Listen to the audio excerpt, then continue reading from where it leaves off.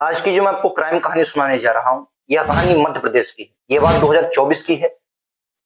6 मई 2024 को रात 9 बजे श्योपुर कोतवाली में एक 25 साल का लड़का अपने मामा और फूफा के साथ अपनी 65 वर्ष की बुजुर्ग माता जी के लापता होने की शिकायत दर्ज करवाता है। शिकायत दर्ज होने के बाद पुलिस उस मामले की जांच करती है।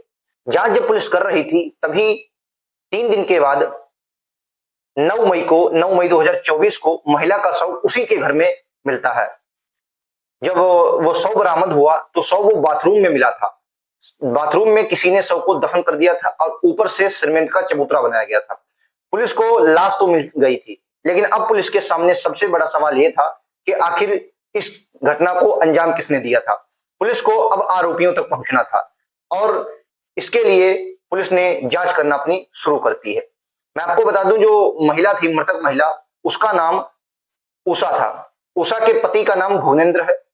भुवनेंद्र वन विभाग में नौकरी करते हैं। ये लोग जो थे, ये सोपुर शहर के, मध्य प्रदेश में जो सोपुर शहर पड़ता है, वहां पर रेलवे कॉलोनी है, वहां रहते थे। इनकी शादी हुई, दोनों लोग की, उषा और भुवनेंद्र की शादी हुई। शादी का काफी समय बीत गया था, लेकिन अभी तक उनको संतान की प्राप्ति नहीं हुई थी। जब संतान की प्राप्ति नहीं हुई, इसीलिए दोनों ने एक योजना बनाई। योजना बनाते हैं कि क्यों ना हम एक बच्चे को गोद ले लें। इस पर दोनों की सहमति हुई और सहमति के बाद दोनों लोग अपने पड़ोस के जो ग्वालियर अनाथालय था, वहां जाते हैं और ग्वालियर अनाथालय में पहुंचने के बाद एक 2 साल के बच्चे को गोद ले लेते हैं। बहुत उम्मीदों से गोद लेने के बाद उसको बहुत प्यार से पालते हैं और पोसते हैं और अपनी पढ़ाई लिखाई पर उसका खास ध्यान रखा जाता है। उस बच्चे का उन्होंने नाम दीपक रखा। दीपक पढ़ाई में बहुत तेज था। उसने 10वीं की परीक्षा में 94% और 12वीं की परीक्षा में 89% अंक हासिल किए। उसकी पढ़ाई में अच्छा देखने के बाद श्योपुर में उसने ग्रेजुएशन किया और फिर अगली पढ़ाई करने के लिए वह यूपीएससी की तैयारी करने के लिए इंदौर चला गया। इंदौर में वह यूपीएससी की तैयारी कर रहा था। सन 2016 में जो भुवनेंद्र चौपरी थे, जिनकी वन विभाग में नौकरी थी, वहां से वो रिटायर हो जाते हैं और इसी बीच सन 2021 में उनकी मृत्यु हो जाती है।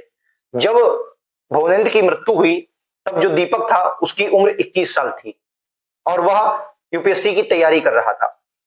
भुवनेंद्र की मृत्यु हो जाने के बाद भुवनेंद्र ने अपनी मृत्यु से पहले लगभग 17 लाख यानी कि 16,85,000 रुपए की एक एफडी करवाई थी। जब भुवनेंद्र की मृत्यु हो जाती है तो ये सारा पैसा जो था, क्योंकि जो नॉमिनी था वो दीपक था, इसलिए उसके अकाउंट में ट्रांसफर हो जाता है। जो दीपक है उसने इन सारी एफडीओ को तुड़वा लिया और तुड़वाने के बाद पैसा खर्च करना शुरू कर दिया। लगभग 14 लाख जो रुपए था उसने शेयर मार्केट में लगा दिया और यह पैसा डूब जाता है। 2,85,000 रुपया वो अपने खर्चे में ले लेता है। समय बीतता है। आगे इस पूरे बयान में दीपक के चाचा जो हैं वो दिनेश कुमार बताते हैं कि जब दीपक पढ़ाई करने के लिए बाहर गया था, यानी कि इंदौर गया था, तो वहीं पर उसे कुछ गंदी आदतों का लत लग गई थी। इसमें उसने अय्याशी, जुआ खेलना और इधर उधर के लोगों के साथ रहना, घूमना, ये सब उसमें शामिल था और इसी के चलते उसने जितना भी पैसा था वो सब गलत आदतों में लगा दिया था। आदतें ऐसी थी जिनमें पैसा काफी खर्च होता था। भुवनेंद्र द्वारा जितना भी पैसा जो उसके एफडी का था, वो जो दीपक को मिला था, वो जब पैसा खर्च हो जाता है तो वह अपनी माँ उषा पर पैसों के लिए दबाव बनाने लगता है। जब भुवनेंद्र जो था उसने अपनी पत्नी उषा के नाम 32 लाख रुपए की एफडी बनवाई हुई थी। दीपक ने उसे तुड़वाने के लिए उषा पर दबाव बनाने लगा, क्योंकि उसके खर्चे के लिए पैसे नहीं थे। लेकिन जब उषा इनको मना करती तो इसी बात को लेकर दोनों के बीच विवाद होने लगा। यह विवाद दोस्तों हाथापाई तक और मारपीट तक पहुंच गया।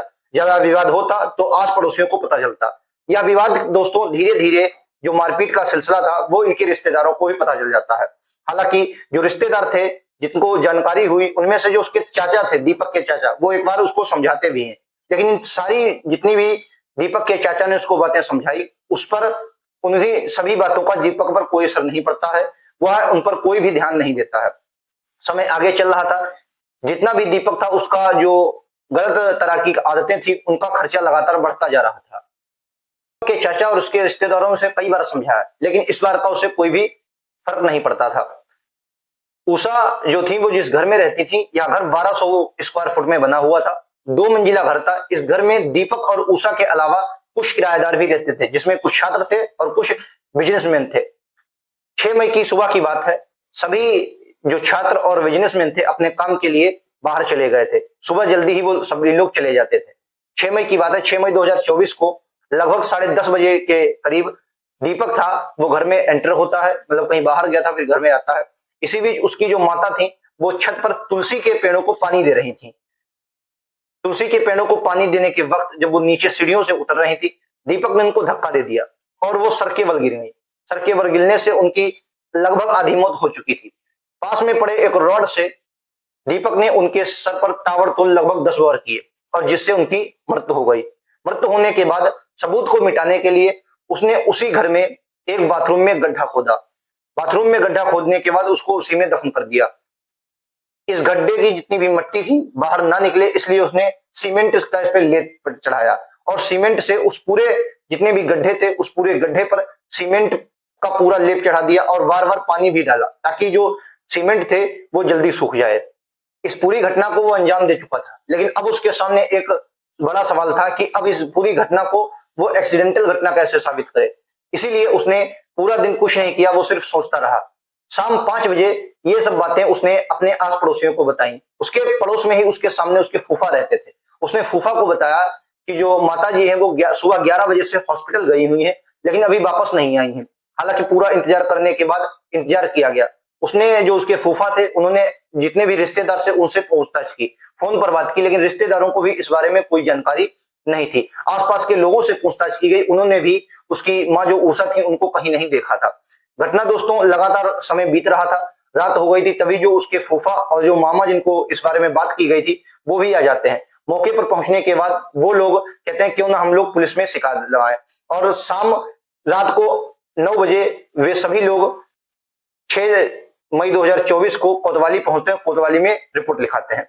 रिपोर्ट लिखाने के बाद पूरी जांच करती है पुलिस और पुलिस जब पूछताछ कर रही थी तो दोस्तों लगातार आस पड़ोसियों और परिवार वालों से पूछताछ करती है। उषा के बारे में जब पूछताछ की गई तो परिवार वालों और आस पड़ोसियों को लोगों ने एक बात बताई।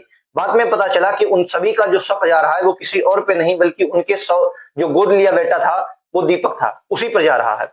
जब इस शक को क्लियर करने के लिए पुलिस ने उससे पूछताछ की और जब उनके चाचा से पूछताछ की जो दिनेश कुमार थे, उन्होंने अपने एक बयान में बताया कि लगभग 6 महीने पहले दीपक ने अपनी मां को चूहे मारने की दवा दी थी, यानी जहर दिया था जिससे उनकी मृत्यु हो जाए। लेकिन जब उल्टी होने लगी तो उनके हॉस्पिटल ले जाया गया और इलाज के दौरान वो ठीक हो गई। जब ये बात पुलिस को पता चलती है तो पुलिस का शक और गहरा हो जाता है। पुलिस समझ जाती है कहीं ना कहीं इस पूरे हत्याकांड में दीपक का कोई ना कोई हाथ जरूर है। उसके रिश्तेदारों और पड़ोसियों ने यह भी बताया था कि दीपक पैसों के लिए अक्सर उषा से मारपीट करता था और इसी दौरान उसने कई बार उनको जान से मारने की धमकी भी दी थी। ये सभी बातों और दिनेश शर्मा के द्वारा दिए गए बयान से पुलिस को यह शक हो जाता है कि कहीं ना कहीं इस हत्याकांड में पूरा हाथ दीपक का है। फिर पुलिस एक चाल चलती है, वो कहती है चलो दीपक से कहती है कि 8 मई 2024 को दीपक से कहती है कि अब वो इस हॉस्पिटल में जाएंगे जहां वो उसकी माता गई थी और सीसीटीवी फुटेज चेक करेंगे और उसमें दीपक को साथ ले जाया गया ताकि वो अपनी मां की पहचान कर सके। यह बात जब पता चलती है दीपक को तो दीपक सदमे में आ जाता है, उसमें शक की निगाह में और बढ़ जाता है। दीपक को जब हक्का बक्का ये बात सुनकर रह जाता है तो पुलिस को क्लियर हो जाता है। 8 मई 2024 को पुलिस दीपक को गिरफ्तार कर लेती है और अपनी हिरासत में लेती है। हिरासत में लेने के बाद जब पूछताछ की जाती है तो पहले तो दीपक कुछ नहीं बताता, लेकिन जब सख्त पूछताछ करने के बाद दीपक पूरी घटना को बता देता है। दीपक ने अपना गुनाह कबूल कर लिया था, लेकिन अब पुलिस उस लाश को ढूंढना चाहती थी कि लाश आखिर है कहां।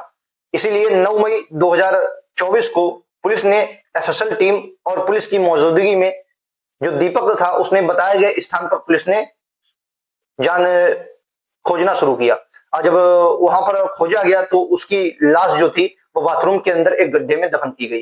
लाश मिट्टी में दबी थी इसलिए डिकम्पोज नहीं हो पाई थी।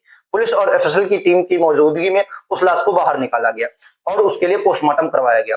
हालांकि जो पुलिस था उसने अपने जांच में जो रॉड थी वो भी दीपक के द्वारा बताए गए स्थान से बरामद कर ली। इस पूरे मामला का खुलासा हो चुका था दोस्तों और दीपक को गिरफ्तार करके पुलिस रिमांड पर भेज दिया गया और उसे गिरफ्तार करके जेल भेज दिया। अब 23 जुलाई 2025 को कोर्ट ने दीपक को धारा 302 के तहत फांसी की सजा सुनाई है। कोर्ट ने कहा है कि यह जो मामला था गोद लिया गया बेटा, यानी कि इसके रूप में जो मामला किया गया यह बहुत मतलब माफ करने योग्य यह घटना नहीं है। इस घटना से प्रेरित होकर कोई और कदम ना उठाए, इसलिए इस पर कोर्ट ने बहुत सख्त कार्रवाई की है। दोस्तों, इस पूरी घटनाक्रम का सुनाने का मकसद किसी को परेशान करना नहीं है, बल्कि हम चाहते हैं कि इन घटनाओं से लोग सीखें और सतर्क रहें। आपको इस पूरी घटना के बारे में जो भी राय हो कमेंट में जरूर बताएं। अगर वीडियो पसंद लगा हो तो वीडियो को लाइक से सब्सक्राइब करें। मिलते हैं अगले वीडियो में, आज के लिए इतना ही। धन्यवाद।